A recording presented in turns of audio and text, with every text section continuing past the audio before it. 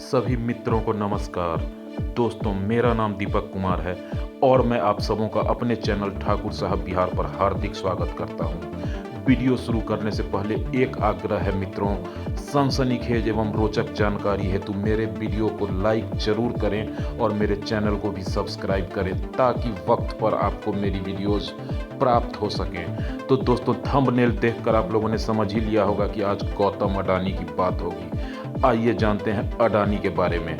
दोस्तों, अडानी गुजरात के रहने वाले हैं और बहुत ही कम समय में वो बिजनेस में आ गए और वो शुरुआत में हीरा का काम किया करते थे। हीरे के क्षेत्र में उन्होंने भाग्य आजमाया और वो आज इतने बड़े बिजनेस टाइकून बन गए कि देश ही नहीं दुनिया के बिजनेस टाइकून में उनका नाम लिया जाता है। पिछले कुछ दिनों से अडानी बहुत चर्चा में है, चूंकि एक रिपोर्ट के बाद उनके 6 लाख करोड़ रुपए पानी में बह गए। ये इतने रुपए हैं कि एक छोटे देश की अर्थव्यवस्था को 6 महीने तक चलाया जा सकता है।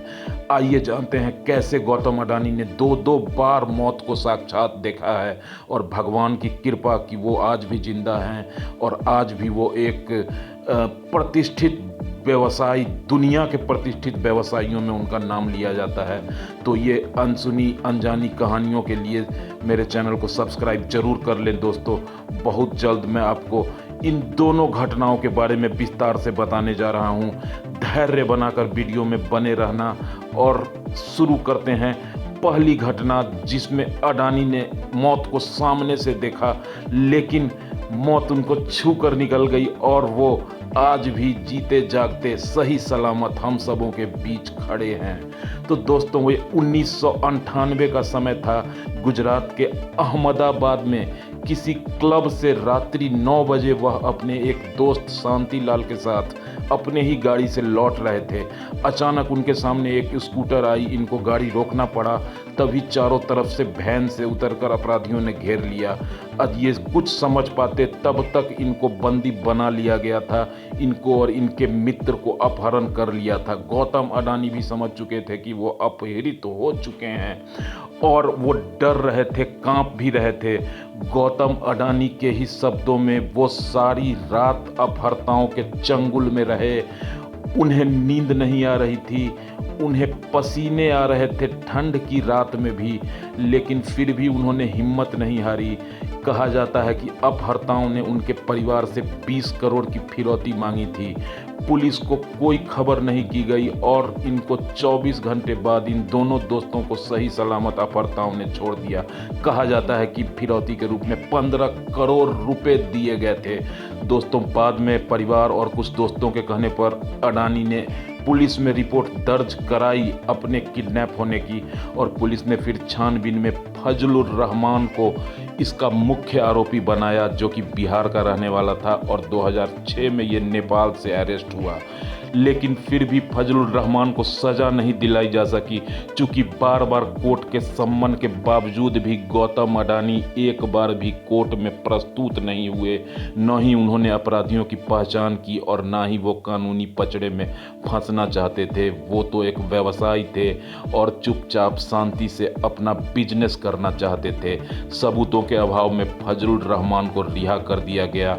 बाकी 6 नामजद आरोपी भी रिहा हो गए और वो केस, उस केस की कोई हिस्ट्री आज तक नहीं है। तो दोस्तों, ये वो पहला मौका था जब गौतम अडानी पहली बार मौत से साक्षात दर्शन करके बाल बाल बचे थे। आइए अब जानते हैं दूसरी बार कब और कहां गौतम अडानी का मौत से सामना हुआ और वो बाल बाल बचे। ये कहानी बहुत दिलचस्प है दोस्तों, अंत तक देखना। तो दोस्तों, आप सबों को 26/11 जरूर याद होगा, जब समुद्र के रास्ते पाकिस्तान से आए आतंकवादियों ने भारत की आर्थिक राजधानी मुंबई पर हमला बोल दिया था। गौतम अडानी 26 नवंबर की रात 8 बजे मुंबई के ताज होटल में डिनर करने पहुंचे थे। वो एक स्थापित बिजनेसमैन थे और दुनिया भर में उनके कॉन्ट्रैक्ट्स मिलने शुरू हो चुके थे। दुबई पोर्ट का सीईओ गौतम अडानी से मिलने इंडिया आया हुआ था और वो ताज होटल में डिनर के प्रोग्राम में थे। गौतम अडानी ने खुद अपने शब्दों में बताया कि वो लोग फर्स्ट फ्लोर पर स्थित रेस्टोरेंट में खाना खा चुके थे और कॉफ़ी पी रहे थे।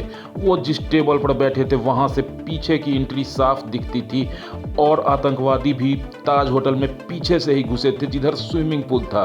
अचानक अडानी ने देखा कि कुछ युवक हथियार लहराते हुए अंदर आ गए और ताबड़तोड़ फायरिंग कर रहे थे चारों तरफ। वहाँ मौजूद हर शख्स डर से थर-थर कांपने लगा और सब समझ चुके थे कि यह आतंकवादी हमला है। लोगों को समझ में नहीं आ रहा था क्या करें, लेकिन होटल स्टाफ ने सब जितने गेस्ट थे करीब 100 लोग गौतम अडानी के साथ वहां पर रेस्टोरेंट में खाना खा रहे थे, उन सबों को एक चैम्बर हॉल में बंद किया गया। गोलियों और बमों की ताबड़तोड़ आवाज़ चारों तरफ से आ रही थी। दोस्तों, रात भर 12 घंटे तक अडानी उस कमरे में 100 लोगों के साथ बंद रहे जहां सांस लेना भी मुश्किल हो रहा था। अडानी खुद बताते हैं कि वहाँ मौजूद हर शख्स प्रार्थना कर रहा था। अडानी खुद भी प्रार्थना करने में लगे हुए थे और उन्होंने कहा कि उनका विश्वास काम आया, भगवान ने उनकी मदद की और उस चैम्बर में आतंकवादी नहीं आए। सुबह तक केंद्रीय एजेंसियां आ चुकी थीं, स्पेशल कमांडो आ चुके थे। कमांडो ने पूरी होटल को घेर लिया था और रेस्टोरेंट के सारे स्टाफ ने धीरे धीरे अपने सारे गेस्ट को बाहर निकाल लिया। अडानी सकुशल वापस बाहर आ चुके थे और भगवान का तहे दिल से शुक्रिया अदा कर रहे थे। दोस्तों, निश्चित रूप से भगवान हैं। इस घटना से ये साबित होता है। सैकड़ों लोगों की दुखद मौत इस हमले में हो चुकी थी दोस्तों, लेकिन अडानी फिर दोबारा मौत को जीतकर वापस आ चुके थे। भगवान उनके साथ थे।